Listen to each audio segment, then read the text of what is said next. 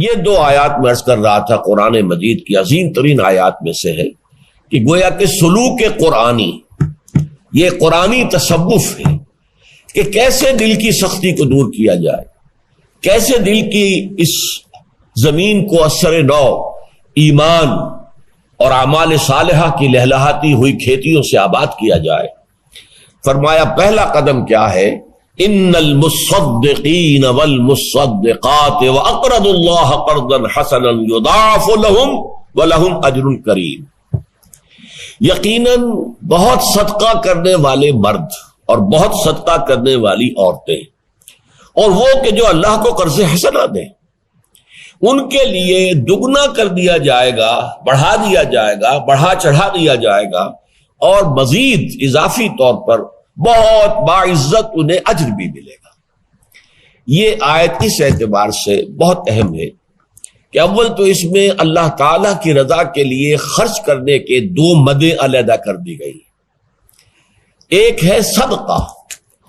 صدقہ جو ہے اصل میں ہے خیرات، غریبوں کے لیے، مسکینوں کے لیے، یتیموں کے لیے، یعنی انسانی برادری ہی کے اندر جو محرومین کا طبقہ ہے اس کی مدد، اس کی تکلیف کو ختم کرنے کی کوشش، بھوکے کو کھانا کھلانا، جس کے پاس لباس نہیں ہے اس کا تن ڈھانپنا، جو بیمار ہے علاج نہیں کر سکتا ہے اس کا علاج کروانا، وغیرہ وغیرہ۔ اور پچھلے زمانے میں ہوتا تھا راستے میں پیاؤ لگا دینا، پانی کا اہتمام کر دینا، اور اسی طریقے سے سبیل ہمارے ہاں کہتے ہیں، ہندی میں پیاؤ کہتے تھے اس کو، سبیل لگی ہوئی ہے، مطلب یہ کہ اللہ کے راستے میں کسی نے یہاں پر پانی کا اہتمام کیا ہے، کنواں کھدوا دینا، سرائے بنا دینا، وغیرہ وغیرہ۔ یہ سب صدقات ہیں، یہ انسانوں کی بہتری کے لیے صدقہ۔ یہ اصل میں متصدقین والمتصدقات باب تفاعل سے ہے،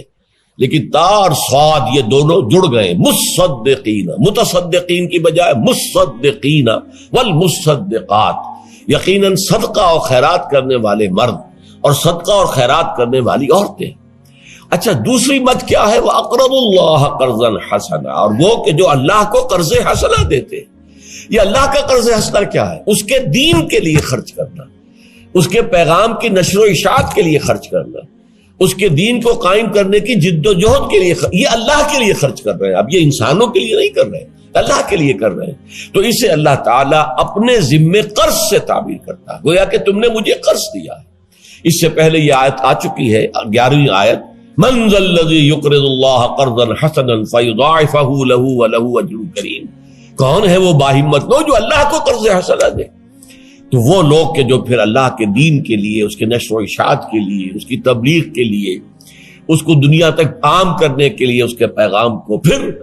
کسی جگہ اس کو قائم کرنے کے لیے اس کی جد و جہد میں پیسہ خرچ کرتے ہیں، تو ان کے لیے نمبر ایک تو یہ کہ ان کا جو کچھ دیا ہوا ہے وہ لوٹا دیا جائے گا، اور اللہ کو دیا ہوا قرض حسنہ وہ ہے کہ جو بڑھا چڑھا کر دیا جائے گا۔ دنیا میں قرض حسنہ وہ ہے جس میں آپ کسی اضافے کی توقع نہ رکھیں۔ ویسے کوئی مقروض جو ہے اپنی مرضی سے اگر لوٹاتے ہوئے کچھ زائد کر دے تو وہ حرام نہیں ہے، لیکن یہ کہ پہلے سے طے ہو اور آپ توقع رکھتے ہو اور آپ چاہتے ہو کہ آپ کو کوئی اضافی شے ملے اپنے اس قرض دی ہوئی رقم پر، تو وہ حرام ہے، حرام مطلق۔ لیکن اللہ تعالیٰ کو آپ دیں تو توقع رکھیے کہ اللہ 100 گنا نہیں 700 گنا اور اس سے بھی زیادہ جتنا چاہے گا بڑھا کر دے گا، اور پھر یہ ہے کہ اضافی طور پر اجر عظیم ہے۔ اچھا، اب یہ فرمایا کہ اس کا تعلق کیا ہے سلوک سے؟ اس کو یوں سمجھ لیجئے کہ انسان کے دل میں سختی پیدا کرنے والا اصل عنصر، اصل عامل وہ ہے دنیا کی محبت، اور دنیا کی محبت کا سب سے بڑا مظہر ہے حب مال، دولت کی محبت۔ یہ ہے جس نے کہ اندر زمین کے اندر جو ہے سختی پیدا کر دی ہے، دل کے اندر خشونت پیدا ہو گئی ہے، دل کے اندر قساوت پیدا ہو گئی ہے۔ اس کو رفع کرنے کا یہی ہے، حل چلاؤ اور اس میں سے مال نکالو۔ اللہ کے بندوں کی اذیتوں کو ختم کرنے کے لیے، تکلیفوں کو رفع کرنے کے لیے، ان کی مشکلات کو رفع کرنے کے لیے خرچ کرو، اللہ کے دین کے لیے خرچ کرو۔ جتنا اس میں سے مال نکالو گے اتنی ہی گویا کہ امپیورٹیز جو ہے تمہارے اس دل کی زمین میں سے نکل کر باہر ہو جائیں گی، اور اس کے بعد ایمان کا بوجھ اگر اس میں بیج ڈالو گے، وہ ایمان کا بیج جو ہے وہ پھر پوری طرح برگو بار لائے گا۔ زمین سخت تھی، بارش بھی پڑی لیکن وہ چلی گئی، قرآن بھی سنا لیکن اس کا کوئی اثر نہیں ہوا، اس لیے کہ دل اندر سے سخت ہے۔ اس کے بعد یہ ہے کہ کچھ آدمی چاہتا بھی ہے کہ ایمان مجھے حاصل ہو جائے، تو کیسے حاصل ہو جائے گا؟ اندر تو وہ دولت کی ہوس اور دولت کی کشش اور دولت کی محبت نے قبضہ جمایا ہوا ہے، تو دل میں تو ظاہر بات ہے کہ ایک ہی شے رہ سکے گی، یا اللہ کی محبت یا دنیا کی محبت، یہ دونوں بیک وقت نہیں رہ سکتی۔ ہاں اللہ کی محبت اوپر ہو، اس کے نیچے انسان دنیا میں بھی محنت کرتا ہے، حلال کمائی کے لیے بھاگ دوڑ کرتا ہے، وہ جائز ہے۔ اللہ کی محبت بالا ترین ہو تو پھر اولاد کی بھی محبت ہو، کوئی حرج نہیں ہے، والدین سے محبت ہو، بہت ہی اچھی بات ہے، بڑی نیکی کا کام ہے، شوہر اور بیوی میں محبت ہو، بہت اچھی بات ہے، مطلوب شے ہے، لیکن یہ کہ اللہ کی محبت اور اللہ کا یقین اور ایمان بالا ترین ہو جائے،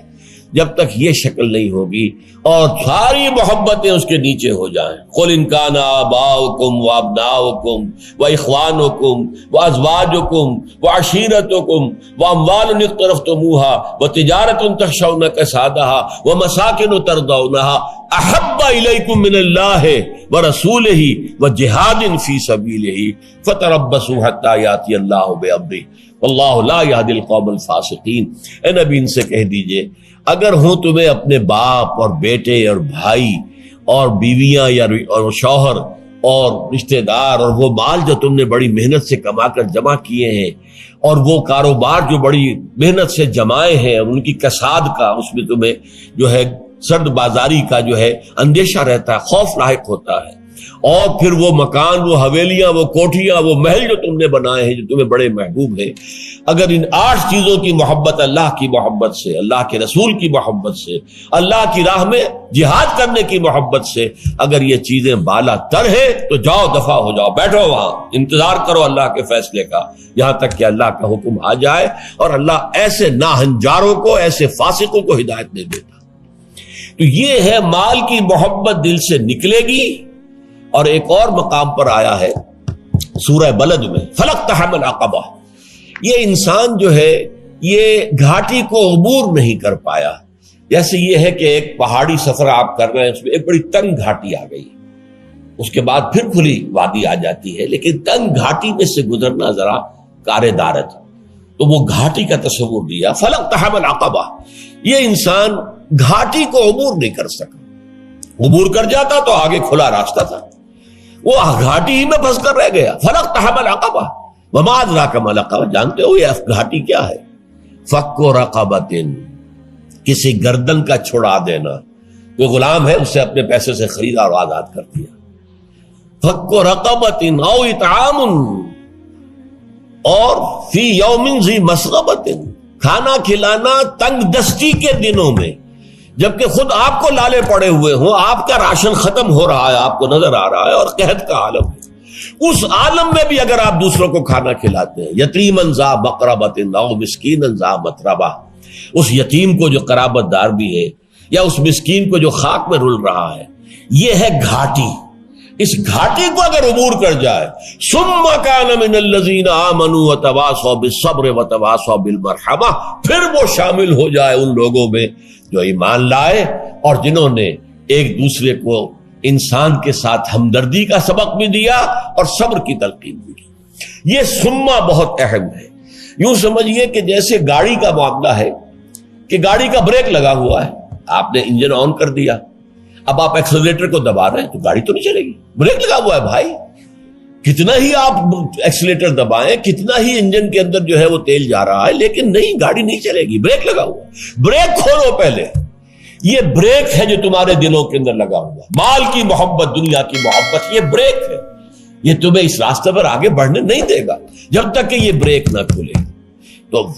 ان المصدقین والمصدقات واقرضوا اللہ قرضا حسنا یضاعف لهم ولهم اجر کریم۔